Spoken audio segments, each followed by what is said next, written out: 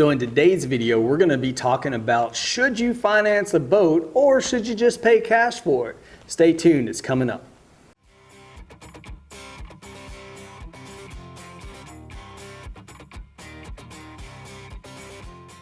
Alrighty y'all, Lou here from Beyond the Bounds. This is a channel geared towards bass fishing, gear reviews, and tournament footage. So if you like that sort of thing, click that subscribe button up top. Let's get into today's topic, which is talking about should you finance your first bass boat purchase. So I fully expect to get a lot of different comments down in the comments section below about this topic. Now everybody's going to have their right to their opinion. You're going to have some people who have owned a lot of boats, gone through the whole process, and I truly value those people's opinions. You're going to have probably the people who are just going to call me an idiot. You're going to have different types. The fact is that we all come from different walks of life. Some of us have very little money. Some of us have millions of dollars to spend, and everybody's different. But first and foremost, out of everything, if you absolutely hate debt, if you can't stand it, if that is not what you use as a tool to grow your portfolio or whatnot, then by all means, do not finance a boat. I'm not going to advocate one way or the other towards whether you should or shouldn't. What I want you to gain from this is just an understanding of what it's like to own a boat, the cost associated with that, and then the financial repercussions on both sides of the coin, whether you finance or you pay cash. And I want to start that with saying this is the worst financial decision that you're going to make in your life. As funny as that sounds, it is, guys.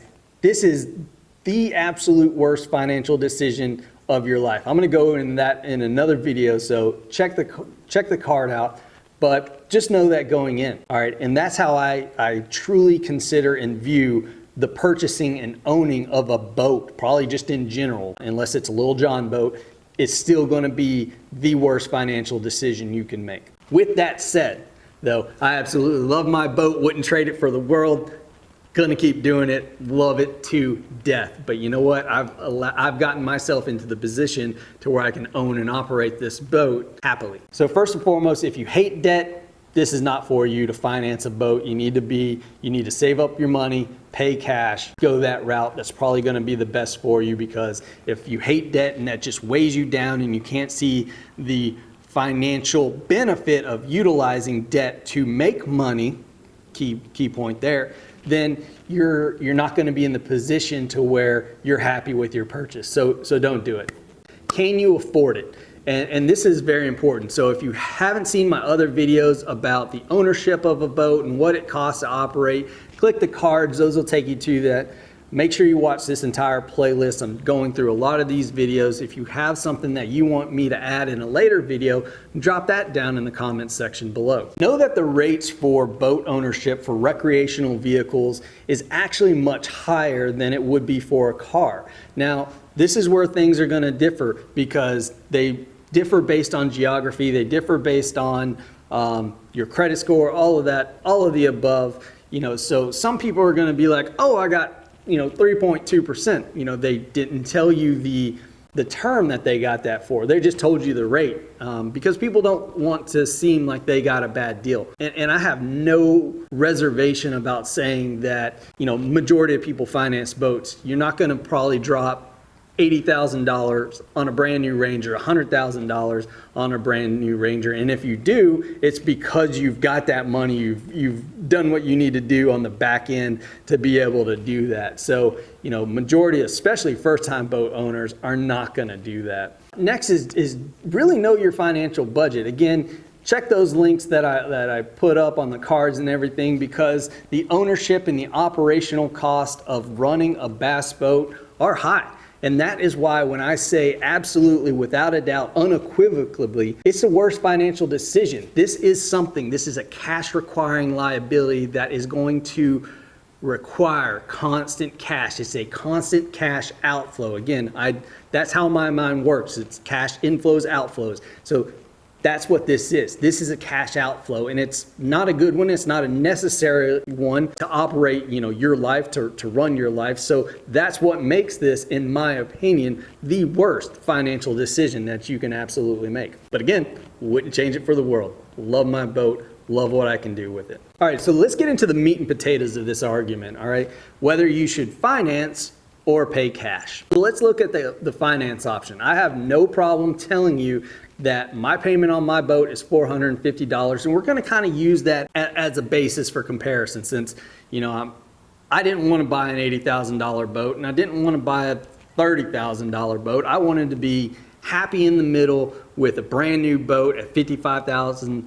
That's why I purchased the Skeeter ZX250. It's got everything I want. Yamaha on the back, great storage, has everything I want and need, and it's just beautiful. So again, I've already told you that, you know, rates are higher on recreational vehicles, and that goes for your RVs, your boats, so forth. So let's look at an example of what it costs, or what it will cost to finance this boat. Now, I'm going to use that as an example, say $55,000 at a 5.2 interest rate for 15 years. Now that 15 years is just going to blow people's mind. People are going to be like going off in the comments section of how stupid that is. And yes, anytime you finance something for an extremely long period of time, the time value of money, again, goes back to telling us that that's bad, all right? But again, I have no problem telling you that 90+% of the people who own boats do exactly that. So if you're worried about looking bad, or you're like, oh man, I don't want to look bad in front of people, who cares? If you can do it and you want to do it,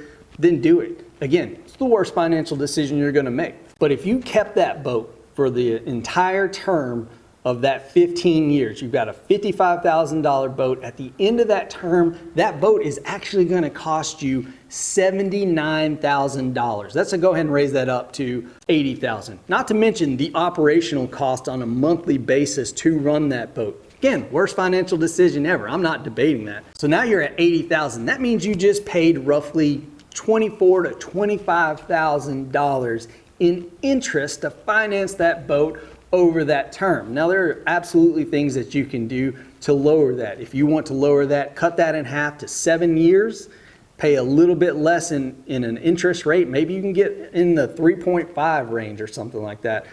Then that's what you're going to need to do to lower that. Now, your monthly payment and your outlay of cash over that period is probably going to be double, if not close to triple, what it's going to cost you to finance that at a 15-year note. So just know that the cost of ownership for that is going to be $80,000 when you finally pay that thing off, especially if you're paying just the minimum payment.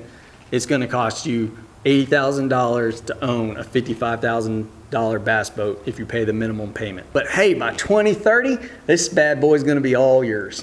All right, so this is where, again, people are gonna be like, well, you should just pay cash. You should just pay cash for that. And paying cash is a great way to save yourself on, you know, $25,000 worth of interest. So why don't everybody pay cash? Well, there's a lot of reasons why people don't pay cash. It's not always the upper echelon of society that's utilizing bass boats. Unfortunately, these things cost money, and they cost money more than the majority of people can afford. So those are definitely the benefits of paying cash. You're gonna save on monthly payments. You're gonna save on your interest rate. Gonna make your trade-in a little easier because you're gonna own the boat outright. So that sounds perfectly good and sounds like what everybody should do. Matter of fact, during some of my bass boat tournaments, I've spoken with people who've given me their opinions on whether or not you should pay off a boat or just ride the finance out and then trade that boat after 3 years, which is what a lot of people do. And it's why a lot of people finance for 15 years to get that lower payment. And they do that because they know that they're gonna keep doing this, that they would like to have a boat that's gonna work on them every single year, that has less problems. It's not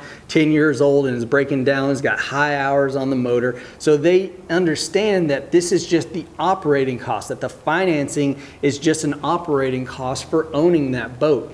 And if they only held that boat for 3 years, a $55,000 boat, then they're roughly gonna spend about $23,000 to own and operate that boat.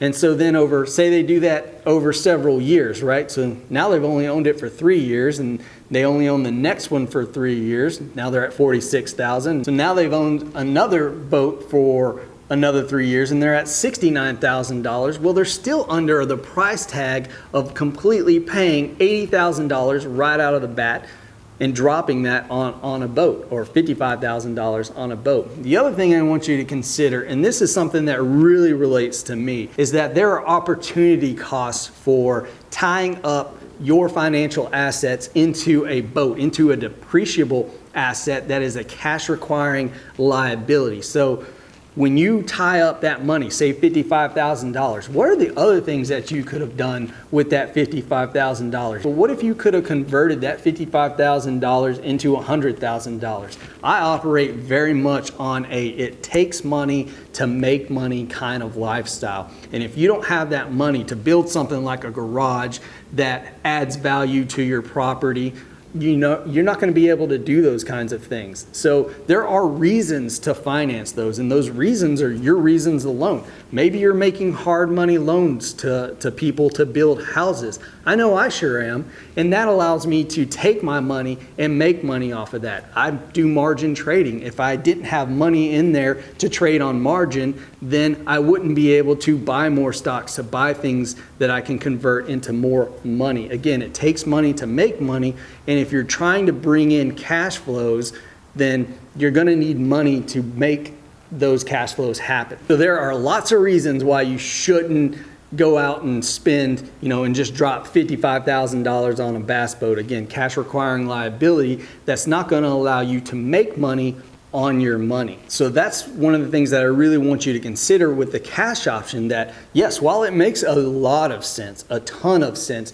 to go and drop, money on a bass boat or pay it off completely when you purchase it. One, a lot of people don't have that cash. Two, there's the opportunity cost of what you could have done with that cash and made more money utilizing your cash. Again, I paid off my truck last year, which was $18,000. I did so paying cash. Now, actually, in terms of liquidity, I could probably consider a bass boat fairly liquid of an asset. Now, what do I mean by that? Again, liquidity has to deal with how quickly you can convert that asset into cash. A bass boat, you might have to sit on it. It's not as liquid as, say, stocks or shorter term investments. It is definitely something that can be converted back to cash. So you're probably still going to lose money, but they actually hold their value very well. And that's a product of secondary markets and the fact that when bass boats return from being used and on their second owner and so forth, that they actually maintain their value. It's not like a car or anything like that. A bass boat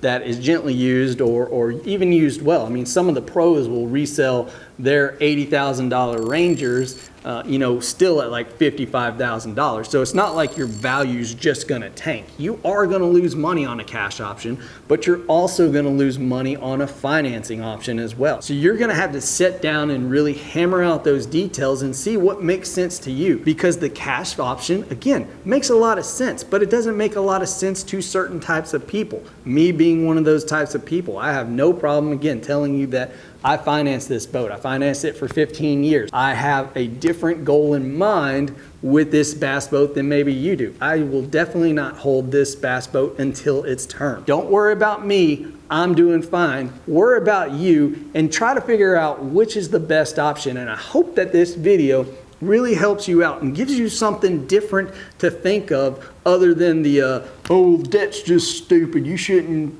use debt, and debt's just dumb. Yeah, debt is dumb, but you know what? Debt can also make you money in a lot of situations. So, think of things financially. Don't just fall into the whole, oh, I just got to have cash to pay for it. I really want to set a bar for this too, that had I purchased a boat below $30,000, I would actually consider paying all cash for that. But above that $30,000 realm, if I didn't just have that cash lying around so that I could build a garage, so that I could pay off my truck, the pad I'm sitting on right here, this concrete pad is $13,000 worth of concrete.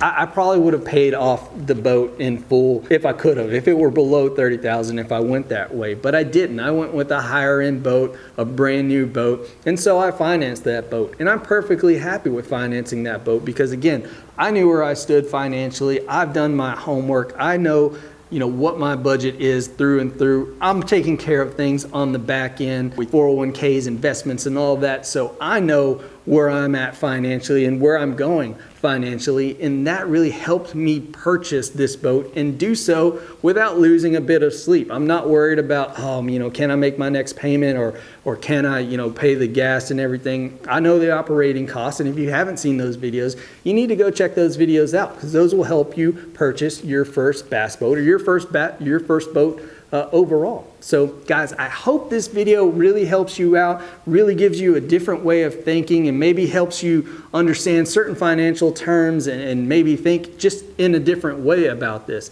I'm not advocating for financing. I'm not advocating for paying all cash. I think the decision needs to be made by you and you alone, and I want you to be able to be happy with that decision. So guys, thanks for watching. As always, please like, comment, share, subscribe. Y'all have a good one.